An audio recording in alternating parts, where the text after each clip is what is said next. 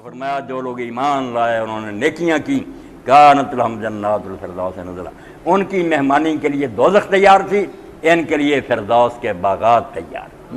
فردوس باغ ہوتا نا، کسی کی میں چار دیواری نہیں ہوتی، پرندے نہیں ہوتے، پانی نہیں ہوتا، ایسے بھی چھوٹے موٹے باغ۔ فردوس عربی میں پیراڈائز وہ ہے کہ اس کے گرد احاطہ ہو، اس میں نہریں بہہ رہی ہوں، اس میں پالتو پرندے ہوں، یعنی جو سامان ایک اعلیٰ سے اعلیٰ باغ میں فردوس۔ تو اللہ نے کہا فردوس کے جو باغات ہیں، ایک جنت نہیں بہت باغات، وہ ان ایمانداروں کا انتظار کریں، مرتے ہی چلے جائیں گے وہ، بالکل ان کو وہاں داخلہ ملے گا خالدین فیہا۔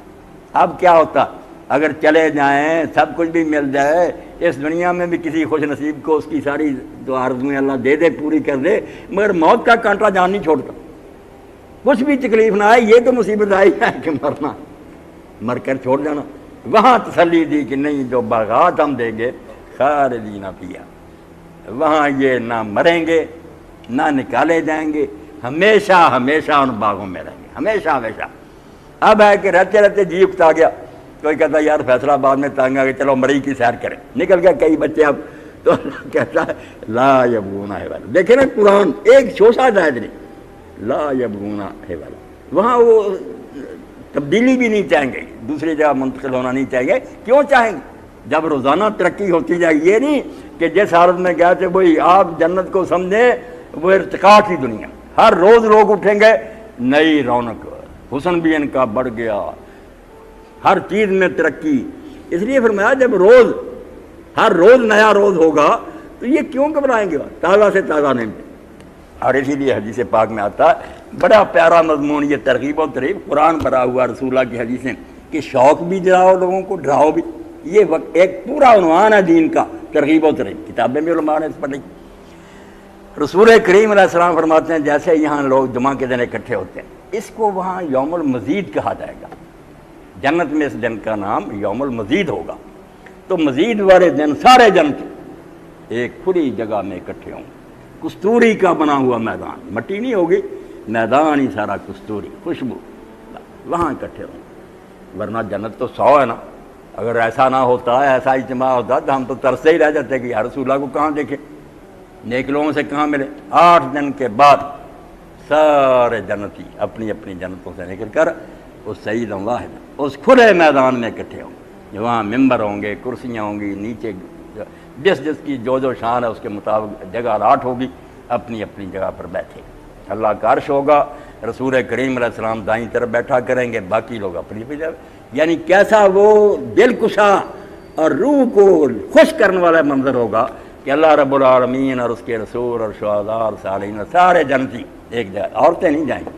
اب دیکھیں یہ جو مخلوط سوسائٹی کیا ہے، وہاں جنت میں بھی عورتوں کو نہیں جانے دیا کہ وہاں ہی چلی جائیں، وہاں تو کوئی بری خواہش نہیں، اپنے گھر جائیں گے، جب فارغ وہ کرائیں گے۔ فرمایا بازار بھی لگے ہوں، بالکل اس طرح ہی نا جیسے جواں بازار، حالانکہ کمی کوئی نہیں، شوق، جائیں گے لوگ اپنی انسان کی چیزیں، یہ مجھے چاہیے لے جائیں۔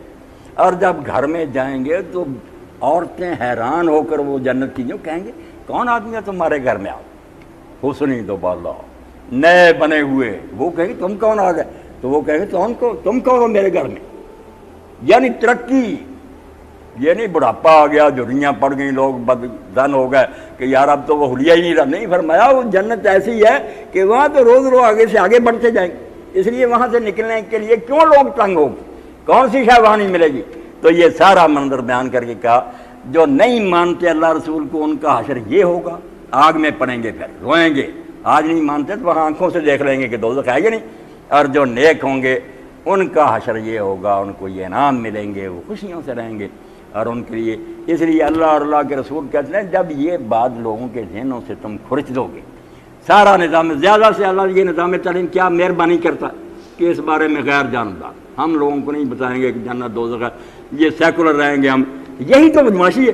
تو جو بات قدم قدم پر یاد دلانی چاہیے، کوٹ کوٹ کر دماغ میں بھرنی چاہیے کہ خدا دیکھ رہا ہے، قیامت ہے، اس کے بارے میں تم غیر جانبدار رہے، پھر کون سا آرڈیننس لوگوں کو ٹھیک کرے گا، کون سی پولیس کرے گی؟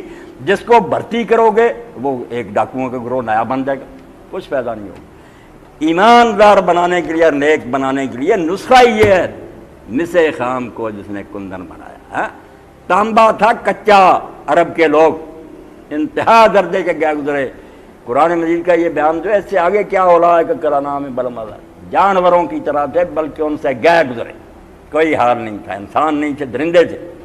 مگر اللہ کے رسول علیہ السلام نے اتر کر حرا سے سوئے قوم آیا اور ایک نسخہ کیمیا ساتھ لایا، نہ پڑھا نہ لکھا نہ ساری عمر کتاب سیدھی پکڑنی آئی، مگر اللہ کا رسول اللہ سے پڑھ کر جب آیا غار حرا سے اترا اور آواز دی کہ لوگوں کیا کر رہے ہو، بہت خطرناک وقت آنے والا ہے، حساب ہونے والا ہے۔ 40 سال آپ کی زبان سے کبھی کسی نے سنا ہی شریفانہ زندگی، اپنی تجارت، مگر یک دم جب یہ فہرا اٹھا ساری دنیا نے مخالفت کی، زور لگایا کہ اس آواز کو دبایا جائے، مگر آپ نے گلیوں بازاروں میں مجمعوں میں دعائی دی کہ لوگوں بچ جاؤ، خطرناک وقت آ رہا۔ جو سمجھ گئے وہ پھر کیا بن گئے، دیکھا نا آپ کہ وہی جانوروں سے بدتر جو تھے وہ فرشتوں کے لیے باعث رشک بنے۔ ایسے ہوگا کہ فرشتے ان کے وضو کے پانی کو تبرک سمجھیں، اور اللہ کے رسول فرماتے ہیں کہ میدان عرفات میں جب لوگ اکٹھے ہوتے ہیں یباہی بہم ملائکت، اللہ فرشتوں کے سامنے ان پر فخر کرتا ہے اور پوچھتا ہے کہ یہ کیا مانگتے ہیں مجھ سے، سر ننگے ہیں، چادریں پہنی ہوئی ہیں، غبار آلودہ ہیں، بال بکھرے ہوئے ہیں، تو کہتے ہیں اللہ گناہوں کی معافی مانگتے جنت۔ اللہ کہتا ہے جنت دیکھی ہے؟ فرمایا دیکھی نہیں ہے، سنا ہے۔ فرمایا اگر دیکھ لیتے تو کیا حال ہوتا، اب سنے پر ہی آ رہے ہیں اور دوزخ سے پناہ مانگتے۔ فرمایا دوزخ دیکھی نہیں، سنا ہے اپنے رسول سے۔ فرمایا تم گواہ ہو جاؤ کہ میں نے ان لوگوں کو بخش